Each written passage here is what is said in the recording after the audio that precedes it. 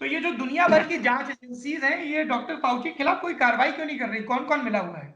बस सर हो जाएगा। तो जैसे मैं आपको बताता हूँ, जैसे डब्ल्यूएचओ का भांडाफोड़ हुआ था 1 साल बाद H1N1 के, 1 साल लग गया था लेकिन भांडाफोड़ हो गया था 2009 में। उन्होंने किया था जो भी scam, H1N1 scam, it got exposed इन 2010। 1 साल लगा था। सिमिलरली आप देखिएगा एंथनी फाउची का भी बहुत जल्द भांडाफोड़ हो जाएगा, टाइम तो लगता तो ही है। आप ये कह रहे हैं कि एंथनी फाउची ने कैसे इसको मतलब फैलाया, वो मैं जानना चाहता हूँ। उसने कोरोना को नहीं फैलाया, हाँ, कोरोना को नहीं फैलाया, वायरस को नहीं फैलाया। वायरस इतना भयानक है, ये कॉन्सेप्ट फैलाया कि वायरस से। लेकिन डॉक्टर फाउची और जो अमेरिका के दूसरे पूरा तंत्र है, उनके ये सारी चीजें प्रोपोगेट करने से पहले ही ये इटली और स्पेन में महामारी का रूप ले चुका था। तो हाँ वहां पे डॉक्टर फाउची क्या कर रहे थे? हाँ, इटली का मैंने डेथ रेट निकाला, इटली का आप चेक कर लीजिए। इटली का मैं नहीं, वो डेथ रेट की बात नहीं कर रहे हैं, वो ये पॉइंट की बात कर रहे हैं कि इटली और हाँ, कि इटली की उससे बात पहले कर तो उनका कोई कमेंट ही नहीं आया था। नहीं, इटली की बात कर रहा हूँ मैं। इटली, एक मिनट दीजिए। आयुष जी आप कंप्यूटर में बैठे हैं, आप देखिए यूरोमोमो.eu, यूरोमोमो.eu। ये यूरोप के सारे देशों के इन्फ्लुएंजा से हर साल कितने लोग मरते हैं, फ्लू से कितने लोग मरते हैं, इसका पूरा रिकॉर्ड रखते हैं। और आप देखेंगे, आप खुद ही एस्टोनिश हो जाएंगे कि हर साल इटली में इस समय नवंबर से लेकर अप्रैल तक आईसीयू फुल होते हैं हर साल, every year. So the death is not different this year. Only different thing is इस बार जब डेथ हो रहा है तो वो खबर आप या मीडिया हाईलाइट कर रही है। That is the difference. जी आयुष, आपका क्या कहना है इस पे? मेरा ये कहना है कि ये जो मतलब सर बार बार कह रहे हैं विश्वरूप सर कि इन्फ्लुएंजा लाइक इलनेसेस से तो पहले से बहुत लोग मर रहे थे और अब भी बहुत लोग मर रहे हैं, बस उसको एक नया नाम दे दिया गया है कोरोना वायरस, क्योंकि उससे डर फैलाना है और उसमें लोगों के अपने हित हैं। लेकिन सर ये देखिए, ये ऐसे एग्जाम्पल की तरह है जैसे कि पहले ट्रांसपोर्ट था तो रेलवे और गाड़ियां थी, उनके एक्सीडेंट में कुछ लोगों की मौत हुआ करती थी। अब एक नया एरोप्लेन नाम का ट्रांसपोर्ट आया, तो एरोप्लेन में कोई रेगुलेशन नहीं था, कुछ नहीं था, तो उससे बहुत सारे एरोप्लेन आपस में टकराए और लोग बहुत ज्यादा मरने लगे। तो आप क्या कह रहे हैं कि ट्रांसपोर्ट फेलियर्स में तो पहले से ही बहुत सारे लोग मरते थे, एयरप्लेन को हम अलग से क्यों काउंट कर रहे हैं? सर नई चीज है ना, उससे अलग से डेथ्स एड ऑन हो रही हैं, तो उसमें तो नए से अकाउंट करना ही पड़ेगा। सीधी बात, सीधी बात। आप पहले ये बात बताइए, आप इसको मानते हैं नहीं मानते हैं कि ये नया वायरस है? बात खत्म। क्या ये एक नया वायरस है डॉक्टर विश्वरूप? या it can be, it can can क्या मतलब होता है? रुकिए, इसमें यार, इसमें नया वायरस कैसे मानेंगे? Test itself is faulty. How we will decide is new virus? वो टेस्ट के बेसिस पे नहीं मान रहे हैं। Are you saying Biswaroop ji कि दुनिया की सारी लैब और सारे साइंटिस्ट एक कंस्पिरेसी थ्योरी में इन्वॉल्व है डॉक्टर फाउची की गढ़ी हुई? Are you saying that? सारे साइंटिस्ट नहीं है, डॉक्टर फाउची है भाई, एक ही आदमी है। नहीं, और बाकी डॉक्टर भी है ना, और ये जो पूरी दुनिया में रिसर्च हो रही है, हम लोग भी इन्वॉल्व है, हम लोगों को डायरेक्ट डब्ल्यूएचओ से पैसा आता है, ऐसा इनके वीडियोस में पोर्ट्रे होता है ना, ये सबसे गलत बात है कि हर एक डॉक्टर को इन्वॉल्व है, हर एक डॉक्टर को पैसा आता है, डब्ल्यूएचओ के दलाल हैं, ऐसे कमेंट्स आते हैं। मुझे तो शर्म आती है बताते हुए। और ये चीज अगर इतने लोग फॉलो करते हैं, इतने पढ़े लिखे हो, तो आपको सही बात बोलनी चाहिए। ये कौन सा लॉजिक हुआ यार? आप ये कहां से किस बात पे बोल रहे हो यार? अब बड़े बड़े डॉक्टर्स जो बड़े बड़े अस्पताल खोल के बैठे हैं, फोर्टिस वेदांता जैसे, उन तक कोई नहीं पहुंच सकता। जो गवर्नमेंट हॉस्पिटल में गरीब डॉक्टर, जो गरीब घर से पढ़ाई करके जाता है, जिसको एक फूटी कौड़ी नहीं मिलती, जिसके पास एमआर नहीं आता, एचआर नहीं आता, कोई नहीं आता, जब वो मदद करने किसी के घर में आता है, वो सोचता है ये तो दलाल है, ये तो डब्ल्यूएचओ का दलाल है, ये तो बीमारी नहीं है, मारो इसको। क्या गलत है ये सही है? आप बताइए ये कैसी सोच है? सर मुझे डॉक्टर सिंह काम नाम। हाँ आयुष। हाँ सर, जो ये सर कह रहे हैं कि ये नया वायरस है, ये हमें कैसे पता? और इससे पहले भी मतलब जब ये सीडीसी का आंकड़ा सर आप बता रहे थे, तो आपने उसमें ये कहा था कि जनवरी के महीने में हमें पता ही नहीं था कि ये नया वायरस है, इसलिए सीडीसी ने सिर्फ इसको कोरोना वायरस कह दिया था। जबकि सच ये है कि मतलब 7 जनवरी को चाइना की लैब्स में ये बात, चाइना की लैब से डॉक्टर्स ने ये बात सार्वजनिक कर दी थी कि this is a novel corona virus, this is a new strain of corona virus. मैं आपको पूरा घटनाक्रम बताता हूँ। 31 दिसंबर को चाइना ने डब्ल्यूएचओ को जानकारी दी कि हमारे यहाँ निमोनिया जैसे कुछ केसेस आ रहे हैं। उससे लेकर 31 दिसंबर से 5 जनवरी के बीच उन्हें लगा कि जो 2002 में सार्स फैला था वो लौट आया है। ये चाइनीज ऑफिशियल्स को ऐसा लगा। लेकिन 7 जनवरी को जब इसका लैब में जेनेटिक सीक्वेंस पढ़ा गया, इसका जीनोम सीक्वेंस की स्टडी हुई, तो 7 जनवरी को ये बात सामने आ गई थी कि नहीं, ये पुराना वायरस नहीं है, this is a new strain of virus and that they named it as novel corona virus. तो 7 जनवरी को ये बात पता चल गई थी। तो अगर इसके बाद कोई भी संस्था कुछ भी कोट कर रही थी तो उसको नोवेल कोरोना वायरस कह के कोट कर रही थी, सादा कोरोना वायरस कह के नहीं। विष्णु जी ये बताइए, मेरा सवाल सुन लीजिए। मेरा सवाल ये है कि आप पूरी दुनिया के साइंटिस्ट जिस चीज को एक नया वायरस कह रहे हैं, वो आप क्यों नहीं मान रहे हैं? आपकी थ्योरी क्या है? मैं ये बता रहा हूँ कि आयुष जी ने जितना भी बताया वो एक्जेक्टली करेक्ट है। ये एक नोवल कोरोना वायरस है, वो वुहान में है, माना है? अब आपने माना, आप मान रहे हैं ये नया वायरस है? बीच में आप काट देंगे, फिर बोलेंगे आप नया वायरस मान रहे हैं? या तो आप मुझे 30 सेकंड दीजिए तो नहीं, आपको पूरा टाइम है, पर मुझे इतना बता दीजिए, क्या ये कोविड-19 बीमारी वाला जो वायरस है, क्या ये एक नया वायरस है? Let me complete. I will complete in 30 second. उसमें से आप जितना काटना है काट लीजिएगा। This is a new virus. Second top पे कुछ नहीं कटेगा, पूरा जाएगा, don't worry, rest assured. Public तय कर लेगी जी।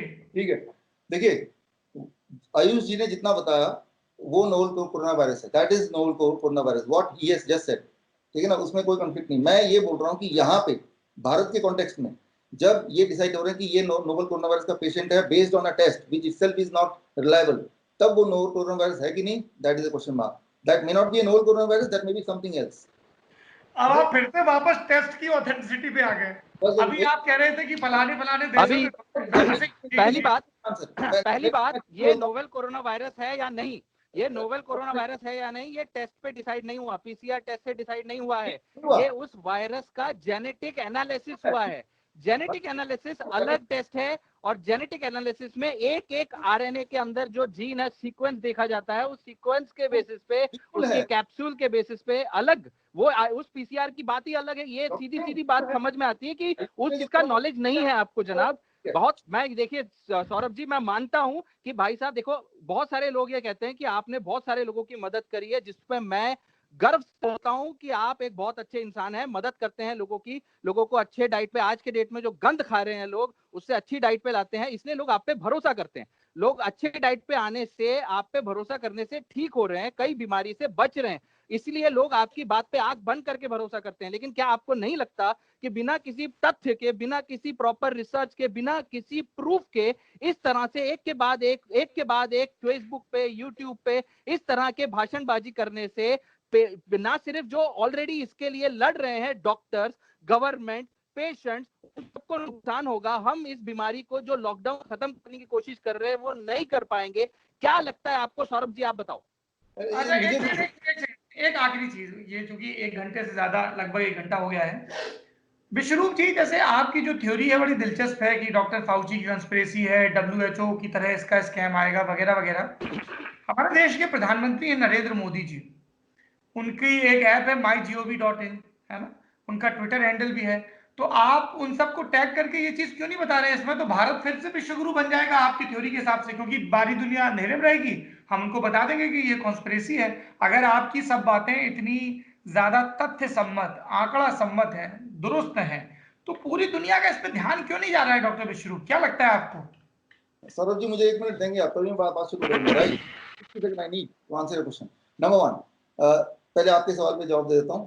मैं प्रधानमंत्री के जो ऐप आप बता रहे हैं, उनके ईमेल आईडी बता रहे हैं, उनके जितने संपर्क बता रहे हैं, उनमें मैं ये सारी बातें लिख के भेज चुका हूं, नंबर 1। नंबर 2, 5 मार्च को मैं पार्लियामेंट में जाके हेल्थ मिनिस्टर साहब से भी मिलके उनको भी ये सारी बात बता चुका हूँ, हर्षवर्धन जी से, कि भाई ये जो भी मैं आपको बता रहा हूँ। नंबर 2, नंबर 3, जो वुहान में, ये आखिरी बात है बस, 10 मोर सेकेंड्स, वुहान में जो है वो कोरोना वायरस होगा, नोवल कोरोना जरूर होगा, मैं डिस्प्यूट नहीं कर रहा हूँ, लेकिन अभी भारत में अगर किसी को टेस्ट किया और वो पॉजिटिव आया तो बोल दिया ये तो कोरोना वायरस ही है, यहाँ पे आई हैव अ डाउट।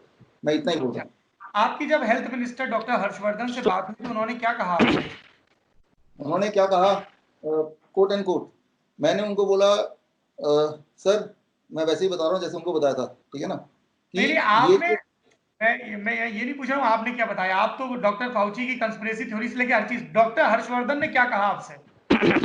सवाल क्या था उसका जवाब पे ही तो कुछ कहेंगे ना। एक लाइन बोला मैंने, ज्यादा लंबा तो मैं बोलता नहीं हूँ।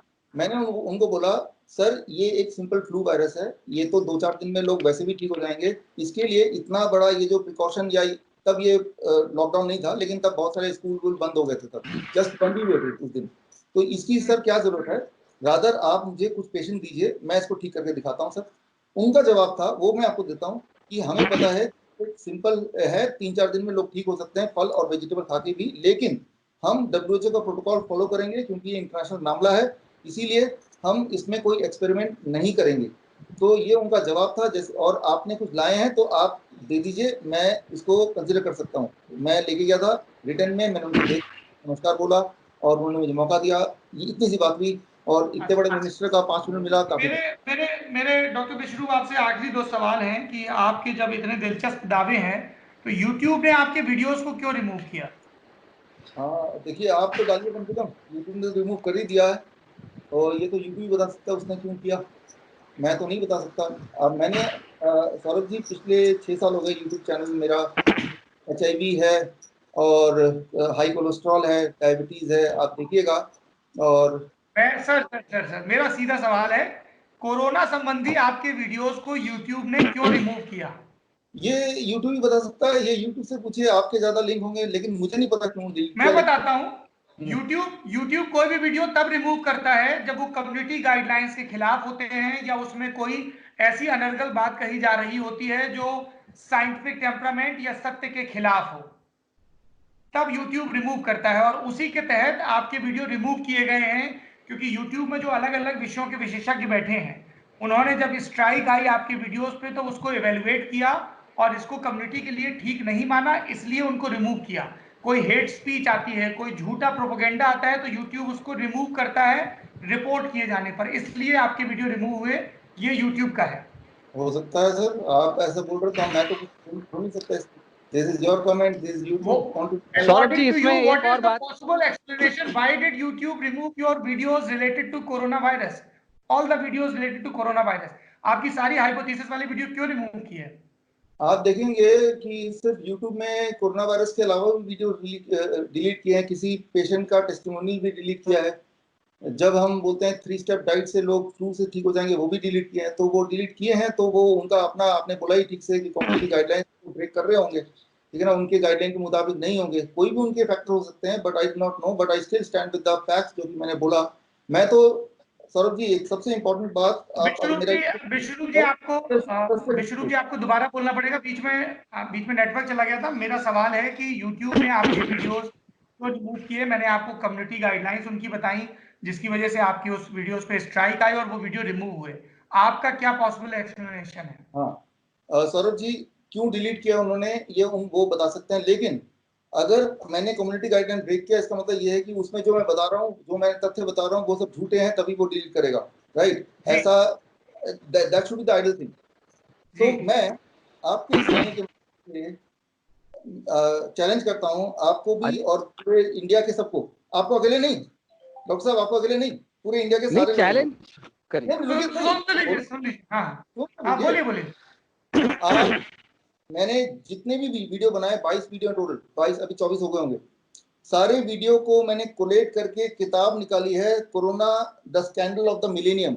इसमें सारे तथ्य रेफरेंस के साथ डाले हैं और मैं चैलेंज कर रहा हूँ इस आपके स्टॉक के थ्रू, इसमें से एक भी रेफरेंस आप गलत साबित कर दोगे तो 1 लाख रुपए मैं इनाम भी दूंगा। लेकिन वो तंबुला की तरह एक गलत साबित होगा तो एक ही को मिलेगा, वही दूसरा आएगा, समझ रहे हैं? जनाब आज अभी यही ये किताब 1.1% का जो दिया उसको हमारे आयुष ने ही गलत साबित कर दिया यहीं पे लाइव बातचीत में। 1 लाख रुपए आप आधा अधूरा कर रहे हैं। आपने मशीनों की टेस्टिंग वाला बताया, वो भी आयुष ने बता दिया। डॉक्टर सिंह ने पूरा प्रोसेस समझाया। 2 लाख रुपए।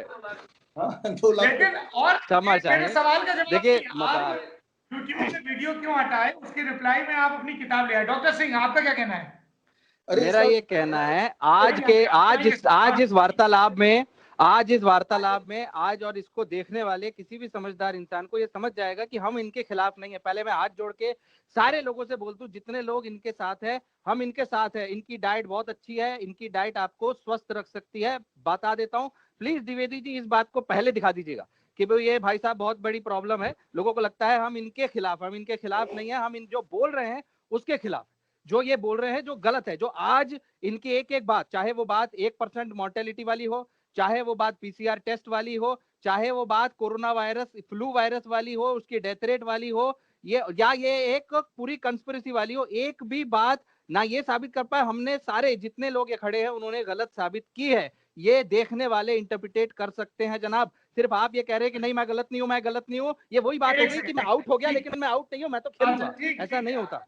Doctor Singh calm down. Ayush, your parting shot. हाँ नहीं सर, मेरे कुछ जरूरी सवाल हैं, ये इंटरव्यू की लेंथ बढ़ रही है तो मुझे डर लग रहा है कि वो जरूरी सवाल छूट ना जाएं।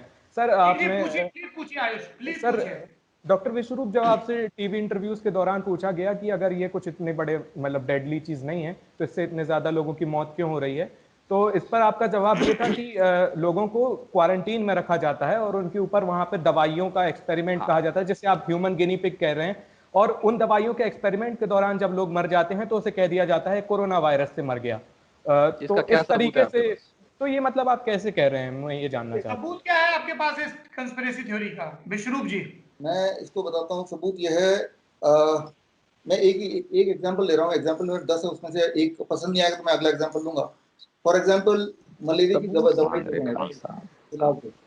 मलेरिया की दवाई एस्टैब्लिश्ड है कि उससे हार्ट रेट एब्नॉर्मली हाई हो जाता है, that causes certain cardiac death. ये तो सर आपको पता है ऑलरेडी, और ये तब भी दे रहे हैं। उससे हार्ट रेट हाई नहीं होता उससे हार्ट रेट हाई नहीं होता है, वो मैं बताऊंगा क्या होता है, आप बता दीजिए पहले।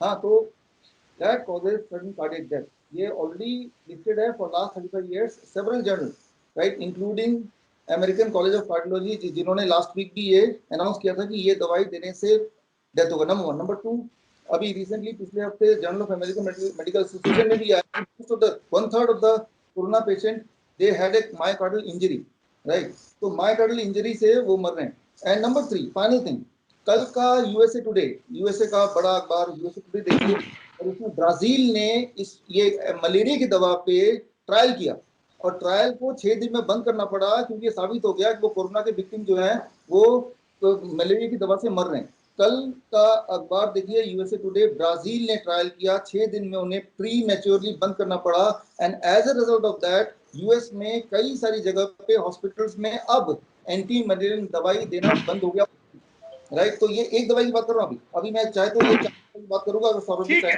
ठीक है डॉक्टर सिंह जी, सबसे पहले सबसे बड़ी बात, इंडिया के अंदर किसी भी पेशेंट को डायरेक्टली मलेरिया की दवाई नहीं दी जा रही है, सबसे पहली बात, ठीक है। अगर कोई पेशेंट का कोरोना वायरस टेस्ट पॉजिटिव भी आ जाता है तो उसका ट्रीटमेंट मैनेजमेंट मैंने ऑलरेडी यूट्यूब पे डाला हुआ है, government ministry of health website पे रिवाइज क्लिनिकल मैनेजमेंट सिस्टम पूरा दिया हुआ है, उसमें मलेरिया की कोई दवाई या दूसरी कोई दवाई उनके प्राइमरी मैनेजमेंट में है ही नहीं। ये जो हमारे आईसीएमआर के थ्रू गाइडलाइन आई है कि अगर एक डॉक्टर जो कोरोना वायरस के पेशेंट के साथ रह रहा है, जो उसका ट्रीटमेंट कर रहा है, नर्स है, स्टाफ है, जो पेशेंट के साथ उनके परिवार वाले हैं, जब वो एक्सपोज हो जाते हैं तब वो ये मलेरिया की दवाई ले सकते हैं एज अ रिकमेंडेशन कि आपको इस मलेरिया की दवाई से कोरोना वायरस का जो मल्टीप्लिकेशन है वो स्लो हो जाता है, तो आपका शरीर उसको मारने में ज्यादा कारगर होगा, डॉक्टर उसको झेलने में ज्यादा कारगर होगा। साथ ही साफ साफ लिखा हुआ है कि इससे क्यूटी प्रोलॉन्गेशन होता है, मतलब वेंट्रिकुलर रिलैक्सेशन जो होता है आपके हार्ट का वो थोड़ा डिले हो सकता है, सब में नहीं होता, किसी किसी में होता है। इसीलिए जिसको दिया जाएगा उसकी मॉनिटरिंग करनी है, डॉक्टर खुद लेगा तो खुद की मॉनिटरिंग करनी है, पल्स से लेके ईसीजी तक, उस दौरान जब आप हॉस्पिटल में हैं तब। और ये साफ साफ लिखा गया है कि पागल सामान कोई भी अपने आप ना ले। दुनिया के अंदर लोग अगर कोई खुद से इसको लेता है साफ साफ बताने के बाद और उसको क्यूटी प्रोलॉन्गेशन होता है करोड़ों में एक को, तो उसका मतलब ये नहीं है कि ये दवाई हर पेशेंट को मार देगी या ऐसी कोई भी दवाई इस तरह से हानिकारक है जो बताना गलत है। अगर आप अस्पताल में हैं, भर्ती हैं, आपका क्यूटी प्रोलॉन्गेशन छोड़ो, आपको वेंट्रिकुलर टैकीकार्डिया हो जाए, आपको कार्डियक अरेस्ट हो जाए, तो हम वहां खड़े हैं आपका हार्ट चालू करने के लिए। वो रिस्क उठाना पड़ता है, वो रिस्क उठाना पड़ता है कि ये हर दवाई का रिस्क है, नमक का रिस्क है, शक्कर का रिस्क है, हर चीज का रिस्क होता है भाई साहब। जो हम पानी पिलाते हैं, जो आप डीआईपी डाइट देते हैं, उसका भी रिस्क है। आपने खुद माना कि ये वायरस हार्ट को कार्डियोमायोपैथी करता है, मायोकार्डाइटिस करता है, हार्ट वीक करता है। एक वीक हार्ट वाले पेशेंट को डॉक्टर कहता है 1 लीटर से ज्यादा पानी नहीं पीना। उस पेशेंट को आप जितने पानी डीआईपी डाइट देके देखिए, दूसरे दिन अस्पताल पहुंच जाएगा। ये बात इसलिए कह रहा हूं कि मेडिसिन की नॉलेज जरूरी है, किस पेशेंट में कौन सी चीज काम करेगी। आपकी डाइट बहुत अच्छी है, लेकिन इसका मतलब ये नहीं कि दुनिया का हर पेशेंट उससे ठीक हो जाएगा, ये समझना हर पेशेंट के लिए जरूरी है। आयुष सर हाँ ये हाँ मतलब दूसरा जरूरी सवाल है कि आप बार बार ये कह रहे हैं कि लॉकडाउन जो है और सोशल डिस्टेंसिंग जो है वो एक गैर जरूरी मेजर है। डॉक्टर चौधरी आप ये बार बार कह रहे हैं, तो क्या आपको नहीं लगता कि भारत अभी जो थोड़ा बहुत बचा हुआ है, मतलब कम मौतें हो रही हैं, केसेस का तो नहीं कह सकते क्योंकि कम टेस्ट भी हो रहे हैं, कम मौतें भारत में हो रही हैं, तो ये लॉकडाउन हमने जो पहले कर लिया दूसरे देशों से पहले हमारी तैयारी हो गई थी, इसका नतीजा है। अगर हम सोशल डिस्टेंसिंग फॉलो नहीं करेंगे तो भारत में मौत का आंकड़ा बढ़ जाएगा। कहीं आपको नहीं लगता कि मतलब आपकी जिम्मेदारी होनी चाहिए कि फिर वो मौतें हो जाएंगी तो फिर क्या आप रिस्पॉन्सिबिलिटी लेंगे उनकी? आपके इतने लाख फॉलोअर हैं, आप बिना किसी साइंटिफिक डेटा के आपने ये बात कैसे कह दी कि सोशल डिस्टेंसिंग बेकार है? विश्वरूप जी, आप बोलने का मौका दीजिए। आयुष ने एक बार पूछ लिया तो मैं बता दूंगा। सौरभ जी आप दो बार बताइए। मैं तो बस उसी सवाल में अपना सवाल जोड़ रहा हूं सर। और जवाब सुनिए सर। द सोशल डिस्टेंसिंग की बात कर रहे हैं क्योंकि इन्फेक्शन है, इन्फेक्शन दूसरे से फैल सकता है और ये डेडली है, तो रीजन है सोशल डिस्टेंसिंग, यही इसका मकसद है और तो कोई मकसद नहीं है। आयुष जी राइट जी। तो मैं इसको दो पार्ट में जवाब दूंगा, दोनों पार्ट को 30-30 सेकंड दूंगा मैं।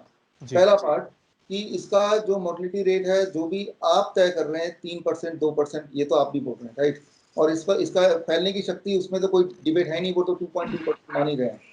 इससे 10 गुना या 20 गुना ज्यादा एक और पैथोजन है भारत में जो इससे 10-20 गुना ज्यादा तेजी से इंसान को मारता है और 10 गुना ज्यादा तेजी से फैलता है।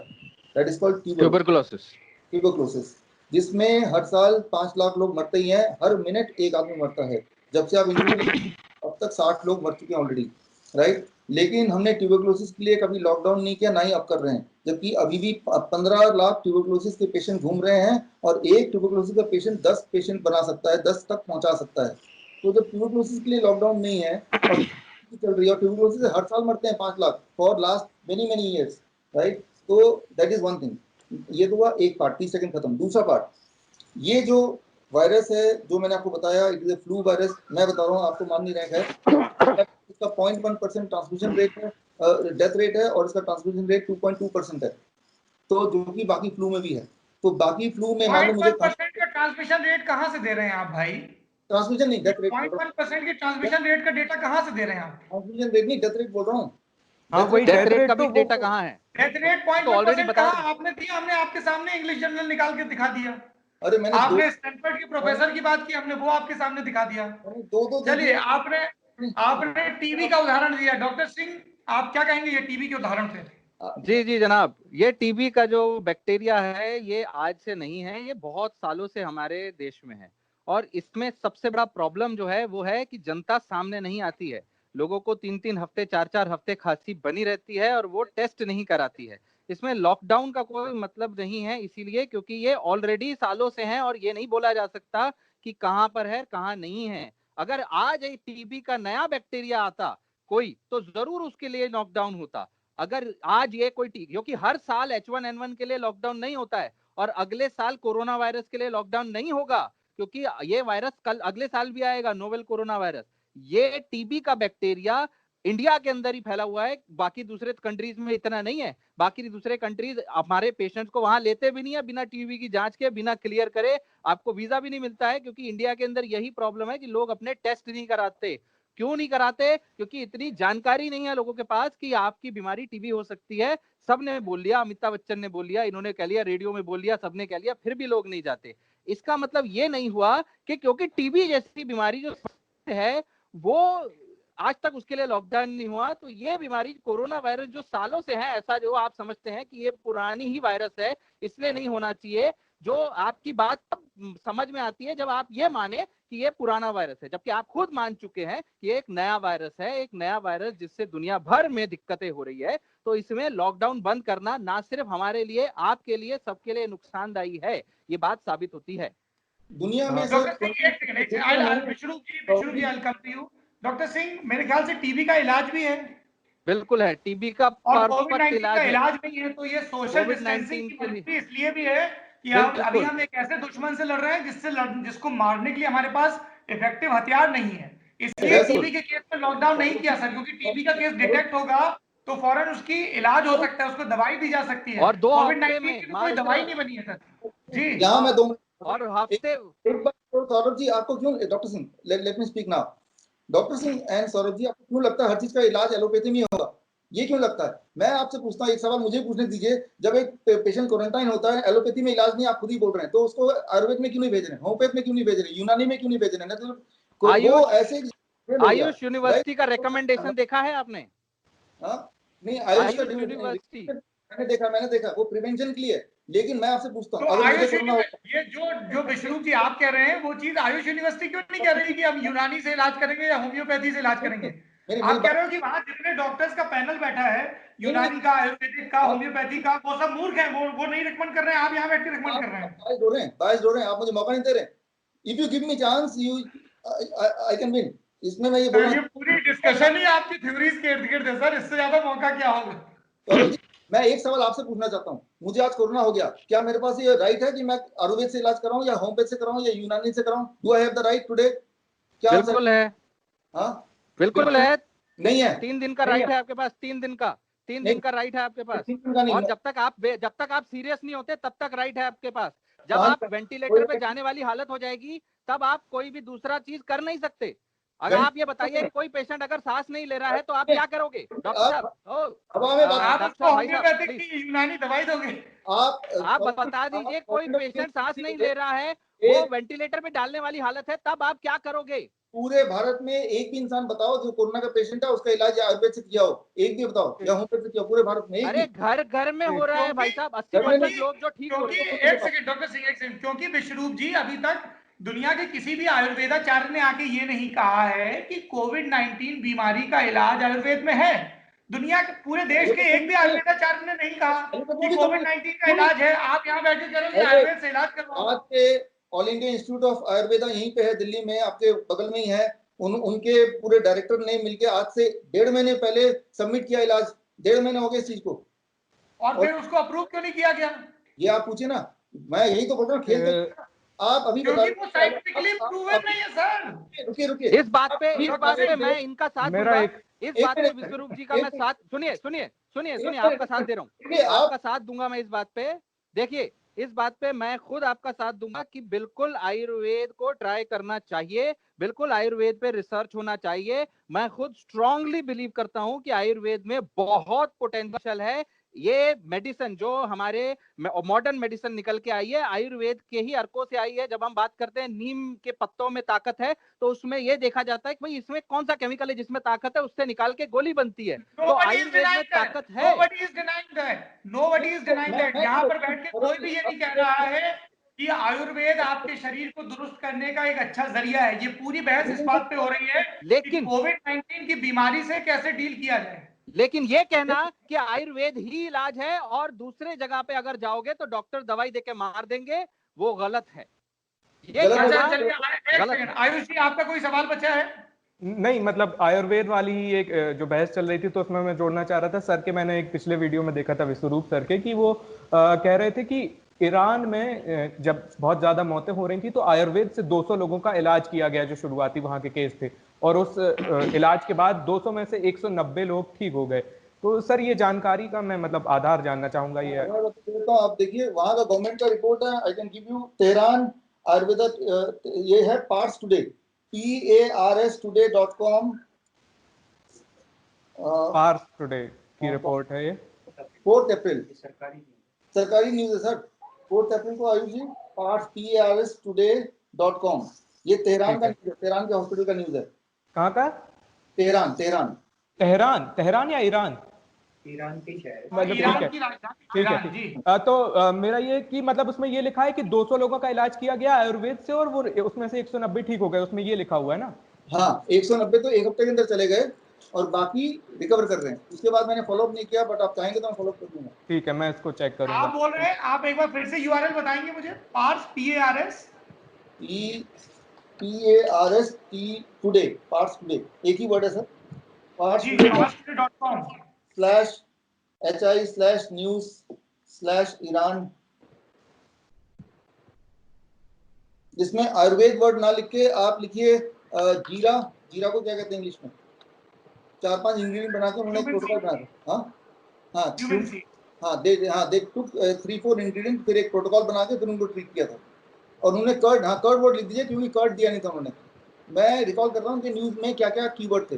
दे डिड नॉट गिव कर्ड को मना कर दिया। एंड देन जीरा। फिर ये मेरे ख्याल से अगर 200 में 190 मरीज इस देसी उपचार से ठीक हो रहे हैं, तब तो ये दुनिया की सबसे बड़ी ब्रेकिंग न्यूज होनी चाहिए थी। किसी की नजर क्यों नहीं गई इस अब कोई बनाएगा ब्रेकिंग? आप बनाएंगे ब्रेकिंग? आप मैं आपसे पूछता हूँ, अगर ये सही कंफर्म निकला, आप बनाएंगे ब्रेकिंग?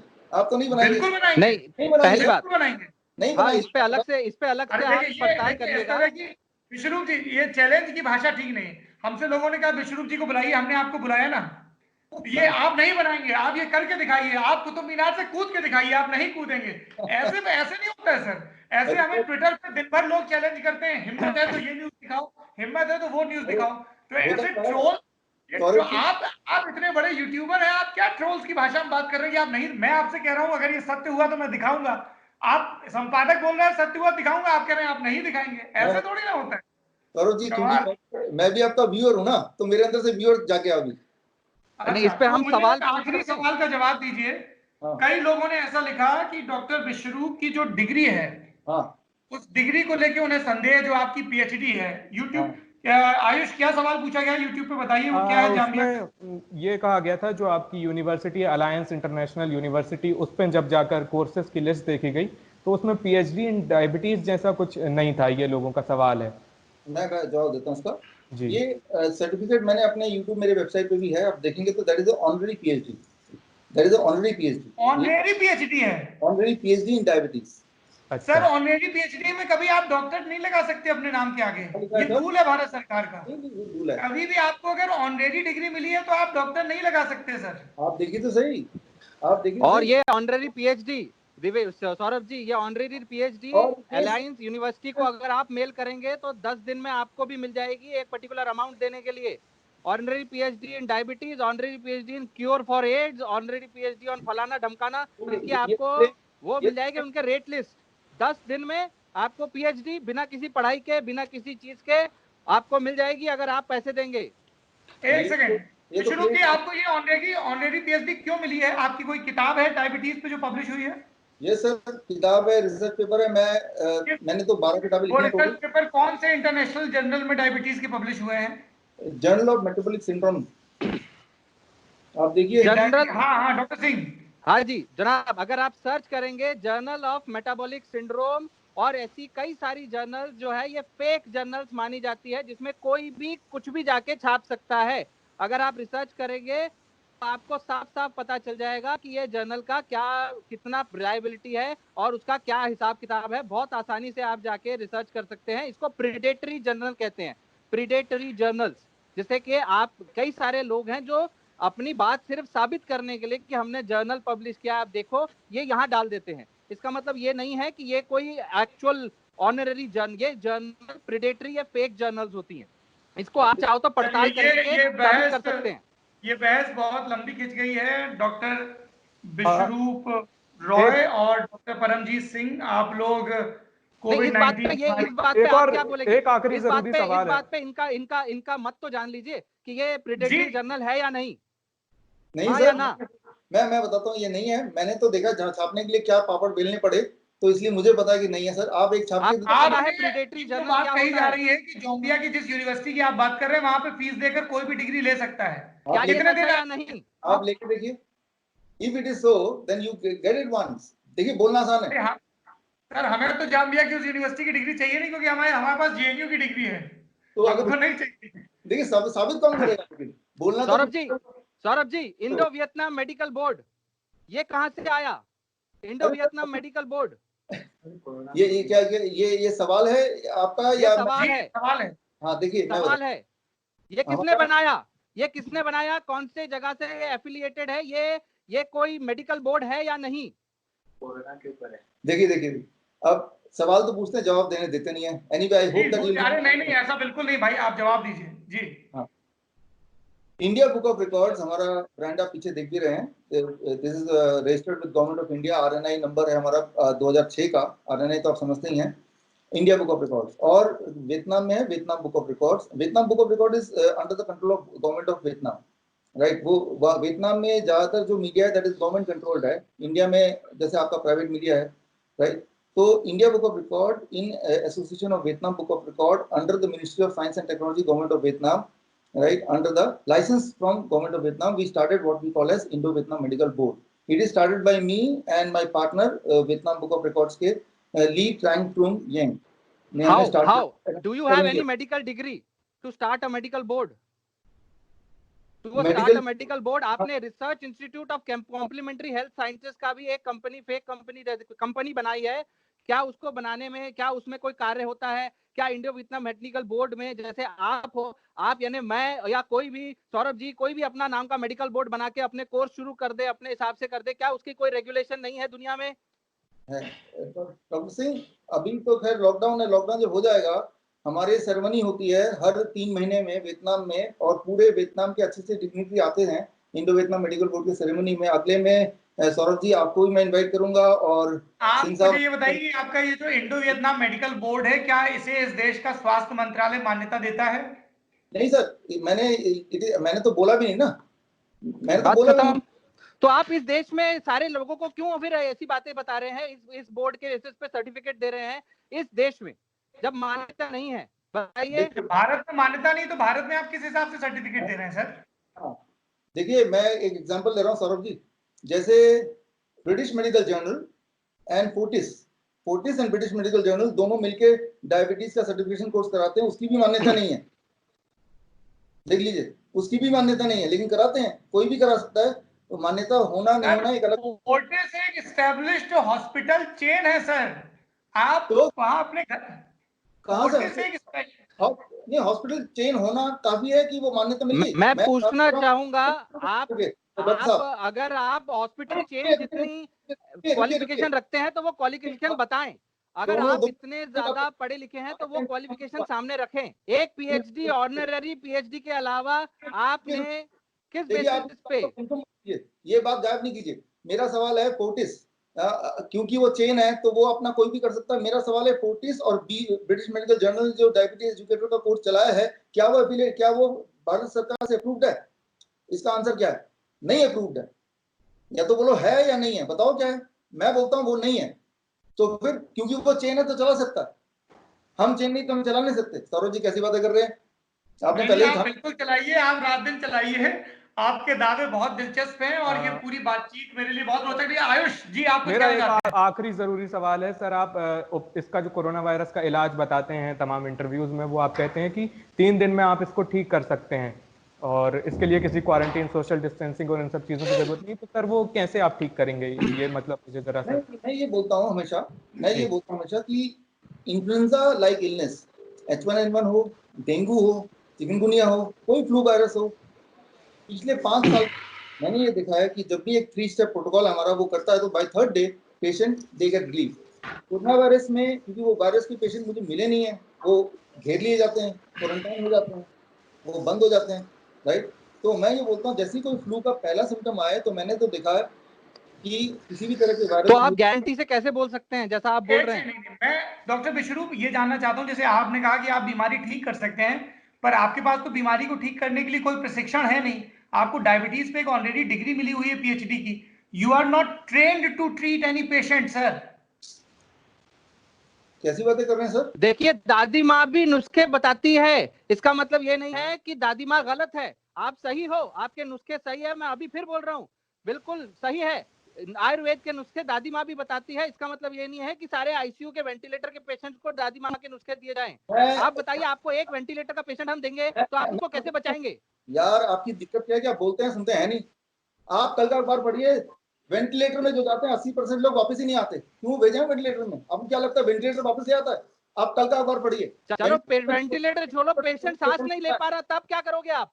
पेशेंट सांस नहीं ले पा रहा है तब क्या करोगे? सांस नहीं ले पा रहा है, क्यों नहीं ले पा रहा है ये तो देखो ना। वो वायरस की वजह से नहीं ले पा रहा है, वायरस की इलाज की वजह से नहीं ले पा रहा है। Who will decide this? Virus के वजह से आपके पास आया ही, हमारे पास अस्पताल में इमरजेंसी में पेशेंट आता ही तब है जब सांस नहीं ले पा रहे। उससे पहले हम अस्पताल में भर्ती नहीं करते। सांस लेने में दिक्कत नहीं है तो हम भर्ती नहीं करते। जाओ घर जाओ अपने दादी माँ के नुस्खे अपनाओ। चलिए, थैंक यू सर। ये बिल्कुल हम इसको कतई टीवी डिबेट नहीं बनाना चाहते हैं। विश्वरूप रॉय जी, आप मेरे साथ जुटे, आपने अपने हिस्से के विचार रखे, आपको धन्यवाद। डॉक्टर परमजीत सिंह, आप हमारे साथ जुड़े, आपने अपने विचार रखे, आपको बहुत बहुत धन्यवाद। बाकी चीजें अब मैं लल्लन टॉप के दर्शकों के निर्चीर विवेक पर छोड़ता हूं। लल्लन टॉप का इस पर क्या मत है ये हम आपको लगातार बता रहे हैं। इस देश के, इस दुनिया की जो भी मेडिकल बोर्ड्स हैं, एजेंसीज हैं, वो क्या दवाइयां बता रही हैं उसका हम पूरी तरह समर्थन करते हैं। भारत सरकार ने सोशल डिस्टेंसिंग के लिए कहा है, प्लीज सोशल डिस्टेंसिंग का पालन करिए। यदि आपके अंदर कोविड-19 के कोई भी लक्षण नजर आते हैं तो जो सरकार की हेल्पलाइन है उन पर संपर्क करिए, उनको कांटेक्ट करिए, आपका टेस्ट होगा। यदि खुदा न खास्ता वो पॉजिटिव पाया जाता है तो आपका इलाज होगा, जो भी उपलब्ध चीजें हैं उसके हिसाब से। लल्लन टॉप यूट्यूब पर मौजूद किसी भी ऐसे थॉट को इंडोर्स नहीं करता है जो कोविड-19 के बिना लैब टेस्टिंग के, बिना हजारों के सैंपल के जांच के डेटा जो पूरे पब्लिक में उपलब्ध है, ऐसी जांच के बिना जो कोई भी ऐसा दावा करता है, ये मैं बार बार स्पष्ट करना चाहूंगा। चूंकि दर्शकों ने बार बार विश्वरूप रॉय के दावों के बारे में कहा था, इसलिए हम विश्वरूप रॉय को भी लेके आए। आपका बहुत धन्यवाद, आपने अपने दावों के बारे में बताया, जिसमें सबसे ज्यादा रोचक मुझे डॉक्टर फाउची की कंस्पिरेसी थ्योरी लगी। और डॉक्टर सिंह, आप इस पूरी बातचीत में जुटे, आपका धन्यवाद। आयुष जी, आपने इस पूरी बातचीत को समायोजित किया, आपका बहुत बहुत धन्यवाद। Thank you so much. घर के ही